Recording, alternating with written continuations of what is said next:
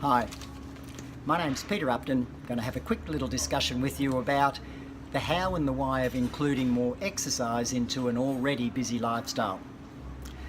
Let's get rid of some misconceptions. Exercise is always specific to the individual. It has to be because the benefits of exercise are always relative to a notion of progressive overload or challenge. When you make your body do something you're not used to doing, you feel uncomfortable doing it, your body's got an inherent ability that it will respond to that level of stimulus by improving itself, and that's the basis of all training programs, all exercise, all improvement.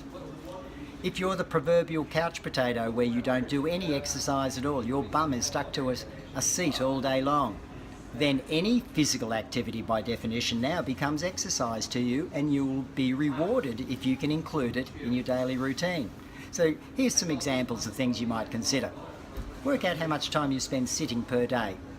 Challenge yourself to spend 30 to 60 minutes a day less.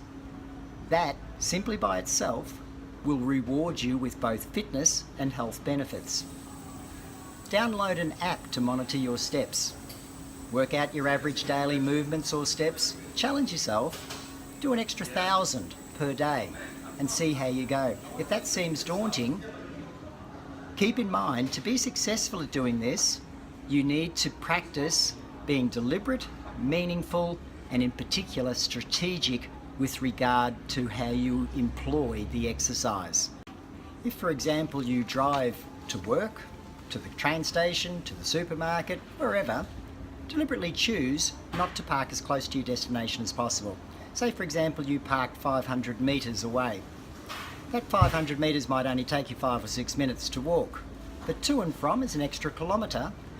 More than 20 kilometres a month, is going to be a significant increase for anyone in order to give you gains, but that by itself will give you significant health and fitness benefits. When you see steps, or an elevator, or an escalator, deliberately choose to take the steps.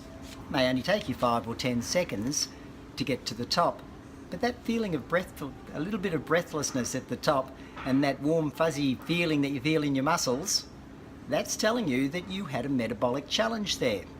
You've had a blood rush, an increase in heart rate, and your metabolic change may last you for 30 to 60 minutes afterwards as a way of improving your general health and biology.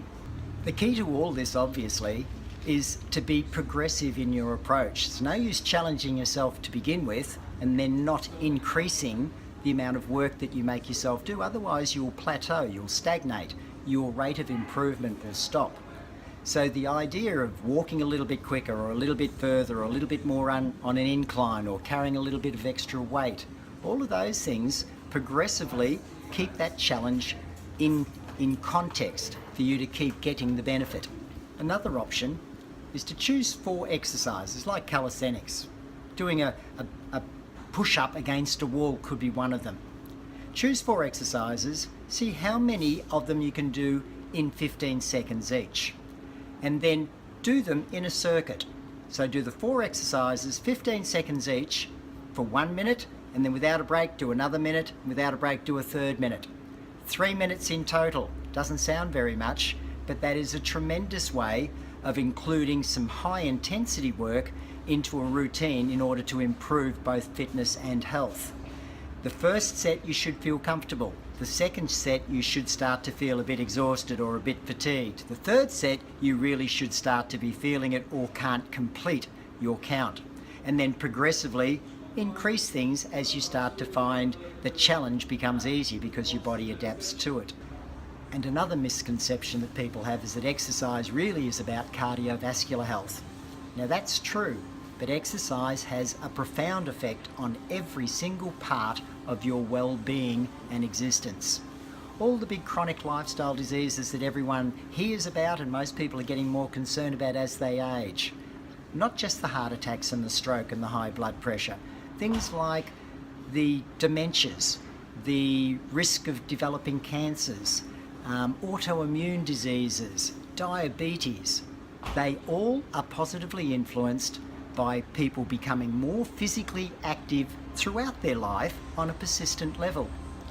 Indeed, there's as much research being done nowadays on the positive effects of exercise on mental health as opposed to physical health.